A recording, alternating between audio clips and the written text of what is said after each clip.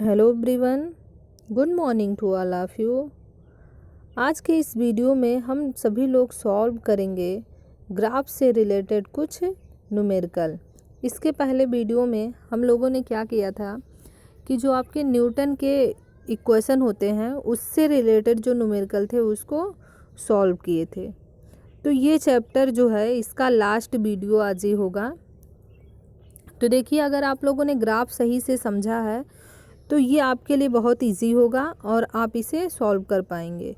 तो देखिए, इसमें जो पहला क्वेश्चन दिया था वो दिया था कि आपके पास कुछ इस तरीके से ग्राफ था और पूछा था इसमें कि इसके गति के बारे में आप बताइए कि कैसा है। तो आप जान रहे हैं कि अगर ये दूरी समय ग्राफ होगा, यहाँ पे आप दूरी दिखा देते हैं, यहाँ पे आप क्या करते हैं समय, तो ये ग्राफ जो बनेगा वो एक समान गति को प्रदर्शित करेगा। तो कुछ इस तरीके से था इसका पहला क्वेश्चन। दूसरा देखेंगे, ये आपसे क्या कह रहा है कि उस राशि का नाम लिखिए जिसे वेग समय ग्राफ के नीचे घिरे हुए क्षेत्रफल द्वारा नापी जाती है। अब देखिए, आपको जब वेग समय ग्राफ बताए थे कि हमेशा समय को जो रिप्रेजेंट करेंगे वो किस पे, एक्स एक्सिस पर करेंगे, ठीक है।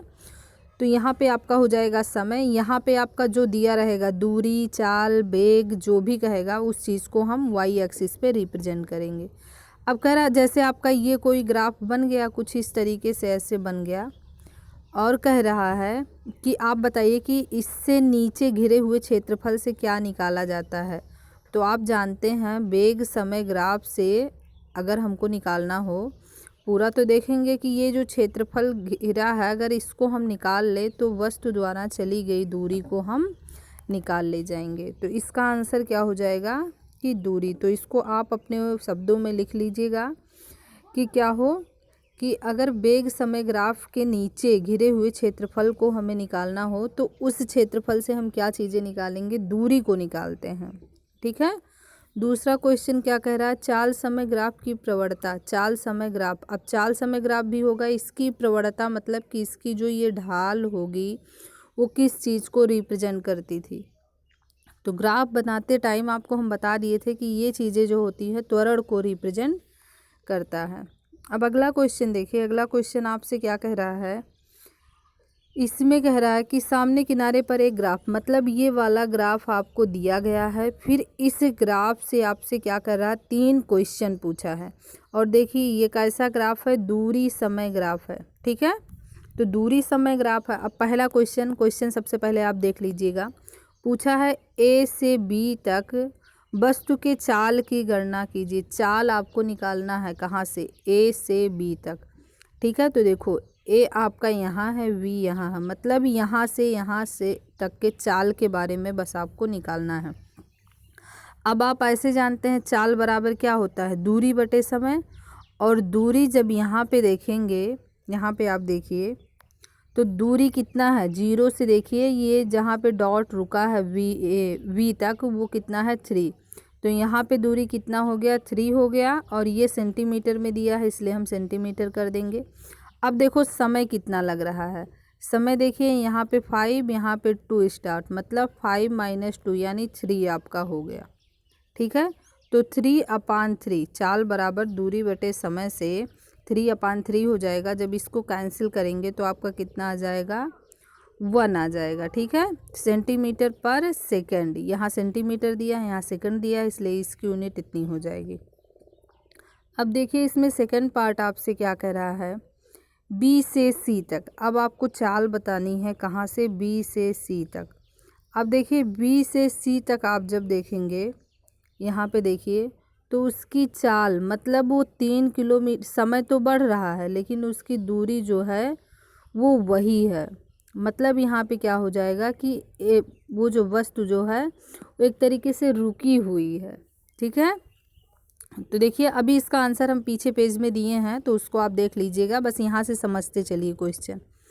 अब देखिए सी और डी के बीच भी वस्तु की चाल आपको निकालनी है। तो केवल जैसे आप ए और बी के बीच निकाले ऐसे आप सी और डी के बीच में जाएंगे। अब सी और डी वाला निकालने के लिए आगे वाला इधर सब भूल जाएंगे आप, बस ग्राफ के इतने पोर्शन को आप देखिए और उसके बाद इससे भी वही चाल बराबर दूरी बटे समय से करके हम निकालेंगे। अब देखिए इसमें दूरी कितना हो जाएगा, यहाँ तक जो गया है दूरी वो 7 गया, 7 सेंटीमीटर। और समय जो लग रहा है वो देखिए बस केवल इतना हम लेंगे तो इतने में कितना समय लग रहा है, 2 यूनिट का। मतलब 9 में से 7 जब माइनस कर देंगे तो 2 आ जाएगा और इधर 7 हो गया। ठीक है, तो इस तरीके से करके इसको सॉल्व कर लेंगे। अब जो 5वां क्वेश्चन है इसमें भी कह रहा है, ये 5वां क्वेश्चन भी आपको करवा दिया गया है। आप देखेंगे अगर समझेंगे उसमें तो ग्राफ को बताते टाइम ये सब सारे पॉइंट हमने बीच बीच में बता रखा है। तो इससे क्या कह रहा है कि वस्तु के गति के बारे में आप क्या कहेंगे यदि उसका विस्थापन समय ग्राफ एक सीधी रेखा में हो।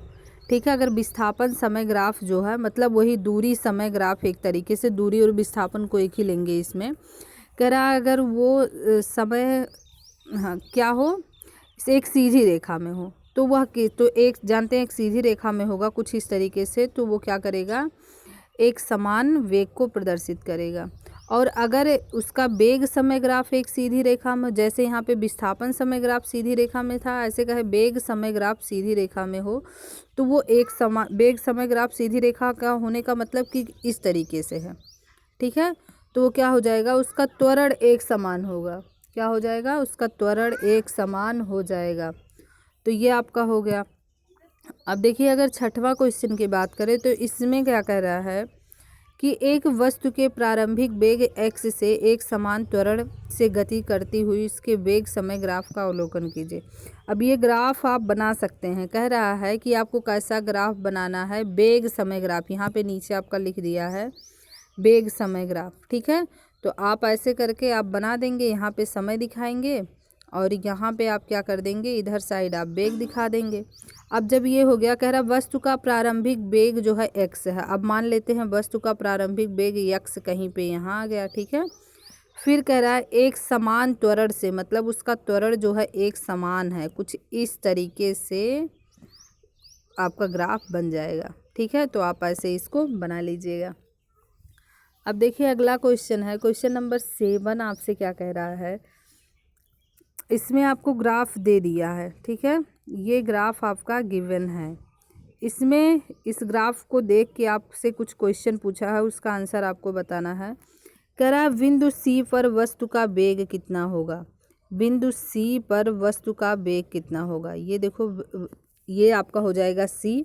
फिर अगला क्वेश्चन देख लीजिए, A और B के बीच वस्तु पर कार्य करने वाला त्वरण। अब A और B के बीच त्वरण, अब देखो A और B के बीच त्वरण। फिर तीसरा कह रहा है B और C के बीच कार्य करने वाला त्वरण। कह रहा है कि B और C, हाँ B और C मतलब इसके बीच कार्य करने वाला त्वरण।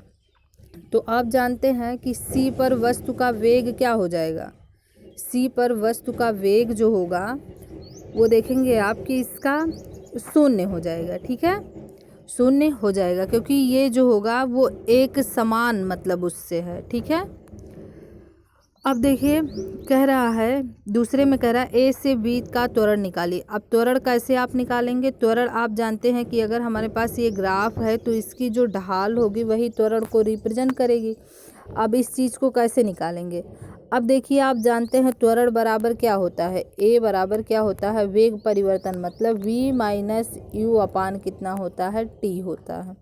अब देखिए यहाँ से अगर हम स्टार्ट करें इसको देखना इस ग्राफ को, तो देखिए आपका जो A है मतलब U जो है वो कितना है, प्रारंभिक वेग 20 किलोमीटर है। ठीक है, तो प्रारंभिक मतलब U बराबर कितना हो जाएगा, 20 हो जाएगा और V बराबर कितना गया है 40, तो 40। तो V माइनस यू करेंगे मतलब 40 माइनस V करेंगे और समय कितना लग रहा है, देखिए 3 यूनिट का लग रहा है, तो कितना कर देंगे, 3 कर देंगे। फिर इसको जब कैलकुलेट कर लेंगे आप तो ये चीज़ें निकल के आ जाएगा। ऐसे V और C के बीच अगर आपको त्वरण निकालना हो तो जानते हैं, अच्छा V और C के बीच त्वरण 0 होगा। ठीक है, B और C के बीच त्वरण 0 होगा और यहाँ पर C बिंदु पर वस्तु का वेग पूछा है। ठीक है, त्वरण नहीं पूछा है, सॉरी अगर त्वरण पूछा होता पहले पार्ट के लिए हमने बताया 0 होगा, लेकिन 0 नहीं होगा क्योंकि आपसे वेग पूछा है, त्वरण नहीं पूछा है। त्वरण जो आपसे पूछा है वो थर्ड वाले पार्ट में पूछा है, तो आप जान रहे हैं कि यहाँ पे इसका त्वरण 0 हो जाएगा। और वेग की बात करें तो देखिए कितना है वेग इसका, यहाँ से यहाँ तक 40 किलोमीटर तो है, तो इसका आंसर हो जाएगा 40 किलोमीटर पर आवर। तो ये हो जाएगा आपका क्वेश्चन नंबर 7। अब देखिए क्वेश्चन नंबर 8 अभी हम करवा रहे हैं आगे पेज में, आप पहले 9 और 10 समझ लीजिए, ठीक है।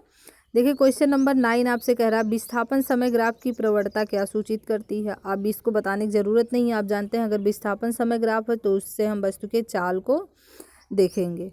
अब ये आपका जो 10वां क्वेश्चन दिया है, ये दिया है किसी लिफ्ट की बात कर रहा है, जो कुछ इस तरीके से उसका ग्राफ बनाया है। अब देखिए इधर दिया है चाल दिया है, नीचे आपका समय दिया है। अब पहला क्वेश्चन जो आपसे इससे कह रहा है पहले 2 सेकंड के दौरान, मतलब पहले 2 सेकंड के दौरान आपको क्या बताना है, त्वरण। तीनों केसों में आपको त्वरण ही निकालना है, पहले जो निकालना है वो 2 सेकंड के दौरान निकालना है। अब देखिए 2 सेकंड यहीं तक तो आपका है कि नहीं। अब 2 सेकंड है, अब इसके लिए त्वरण निकालेंगे तो ये देखेंगे कि ये कितना है, मतलब इसका अंतिम वेग कहाँ तक गया है। तो अंतिम वेग देखिए ये डॉट जहाँ बनाया है 4.6 है, और आपका समय जो लग रहा है वो कितना लग रहा है, 2 सेकंड का लग रहा है, ठीक है। तो आप क्या करेंगे, प्रारंभिक अंतिम वेग माइनस प्रारंभिक वेग 0 है, तो यहाँ पे जब इसमें से आप इसको माइनस करेंगे तो आपका क्या हो जाएगा, ये 4.6 से 2 में भाग करेंगे, फिर ये कितना हो जाएगा 2.3 मीटर पर सेकेंड स्क्वायर आ जाएगा। फिर आपसे कह रहा है दूसरा और 10वां सेकंड, दूसरा सेकंड यहाँ से स्टार्ट हुआ, 10वां सेकंड यहाँ, मतलब ये सीधी लाइन की बात कर रहा है। इसके बीच आपको त्वरण बताना है। तो आप जानते हैं कि जहाँ पे वेग जो होगा वो एक समान होगा। अब वेग एक समान है तो त्वरण उसका क्या हो जाएगा, आपका त्वरण यहाँ पे जो हो जाएगा वो 0 हो जाएगा इस ग्राफ से। अब जो यहाँ पे कह रहा है कि अंतिम 2 सेकंड के दौरान आपको बताना है कि त्वरण क्या होगा। अब देखिए जैसे ये गया था उसी स्पीड से ये नीचे भी आया अंतिम 2 सेकंड। यहाँ पे देखिए ग्राफ ऊपर की ओर जा रहा था, यहाँ पे नीचे की ओर आ रहा है, मतलब यहाँ पे जो आपका वेग है वो घटता आ रहा है। अब घटते वेग को हम क्या कहते हैं, मंदन कहते हैं, जिसे किस साइन से लिखते हैं, माइनस लगा के हम लिखेंगे। तो इसका आंसर भाग तो वही करेंगे, लेकिन यहाँ पे देखिए यहाँ पे प्रारंभिक वेग आपका हो जाएगा। इसके लिए देखें तो u बराबर आपका हो जाएगा 4.6, v बराबर हो जाएगा 0। तो v में से जब हम माइनस करेंगे 4.6 को तो आप जानते हैं माइनस में आ जाएगा, फिर 2 से डिवाइड करेंगे तो कुछ इतना इसका आंसर आ जाएगा। अब 11वां क्वेश्चन आपसे क्या कह रहा है, वस्तु के गति के बारे में आप क्या कहेंगे यदि उसका चाल समय ग्राफ समय अक्ष के समांतर हो। चाल समय ग्राफ समय अक्ष के समांतर हो, मतलब ऐसे उसकी चाल जो है वही रहे। तो यहाँ पे उसके चाल के बारे में हम कहेंगे कि उसकी चाल जो है स्थिर चाल है। अब देखिए क्वेश्चन नंबर 12 आपसे कह रहा है दूरी समय ग्राफ से चाल के बारे में आप क्या निष्कर्ष निकालेंगे। ठीक है, दूरी समय ग्राफ है तो उससे चाल के बारे में आप क्या कहेंगे। तो आप जानते हैं अगर दूरी समय ग्राफ है तो उससे हम बता देंगे कि वस्तु का चाल जो है एक समान है कि या समान चाल है, इन सब चीज़ों को हम जानते हैं।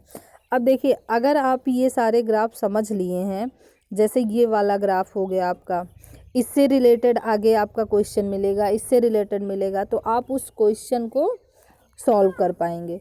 तो आइए देखिए क्वेश्चन नंबर कौन सा सॉल्व करते हैं, 8 आपका बचा रह गया था ना, इसको सॉल्व करते हैं। देखिए ये सॉल्यूशन जो है आपका क्वेश्चन नंबर 4 का है, तो इसको तो आपने देख ही लिया कि कैसे ये सॉल्व होगा।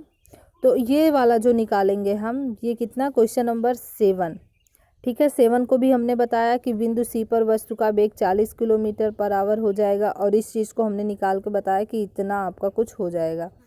और ये आपका बी और सी के बीच कार्य करने वाला त्वरण, आप जानते हैं त्वरण वहाँ पे क्या हो जाएगा, 0 हो जाएगा। अब देखिए अब अगला जो क्वेश्चन था सॉल्व करना था आपको, क्वेश्चन नंबर 8। हाँ, ये क्वेश्चन क्या कह रहा था, एक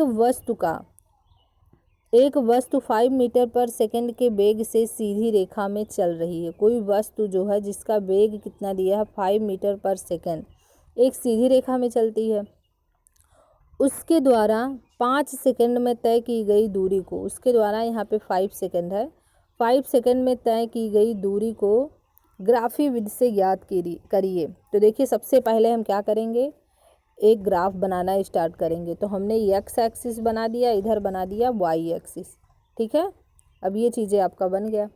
अब देखिए, अब आपसे क्या कह रहा है कि वस्तु का जो वेग है वो कितना है, 5 मीटर पर सेकेंड। तो देखिए वेग को हमने यहाँ पे दिखा दिया 5 मीटर पर सेकेंड। वेग जो है वो बढ़ नहीं रहा है, ठीक है, वो 5 मीटर पर सेकेंड ही है। और देखिए समय को कितना दिया, 5 सेकेंड। अब यहाँ पे दिया 5 सेकेंड। अब आपसे कह रहा है तय की गई दूरी आपको बताना है। अब आप जानते हैं कि अगर इससे हमको दूरी निकालना हो तो हमें निकालना पड़ेगा कि इस ग्राफ के नीचे कितना एरिया कवर हो रहा है। अगर हम उसको निकाल लें तो हम दूरी निकाल सकते हैं। तो जानते हैं आप, ये क्या बन रहा है, एक आयत बन रहा है। यहाँ से यहाँ तक की दूरी 5 है, तो ये वाली दूरी भी 5 हो जाएगी। यहाँ से यहाँ तक की दूरी 5 है, ये वाली भी 5 हो जाएगी। और क्या होता है आपका आयत का फॉर्मूला जो होता है वो क्या होता है, L/B होता है। इसी फार्मूले पे जब हम रखेंगे तो दूरी आपका निकल के कितना आ जाएगा, 25 मीटर आ जाएगा, ठीक है। अब देखिए क्वेश्चन नंबर, और यहाँ पे जो भी क्वेश्चन है वो इजी क्वेश्चन है, कुछ ऐसे ग्राफ से ही रिलेटेड है, तो आप उसको खुद से सॉल्व करिएगा।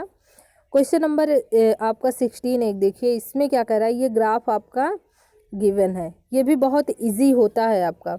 देखिए इसमें कह रहा है, पहला पार्ट जो पूछा है कि आपको बताना है कि वस्तु का प्रारंभिक वेग क्या है। तो आप ग्राफ देखना स्टार्ट करिए। प्रारंभ में देखिए आपका दिखाया कहाँ से है, ए बराबर यहाँ पे है, 10 पे है।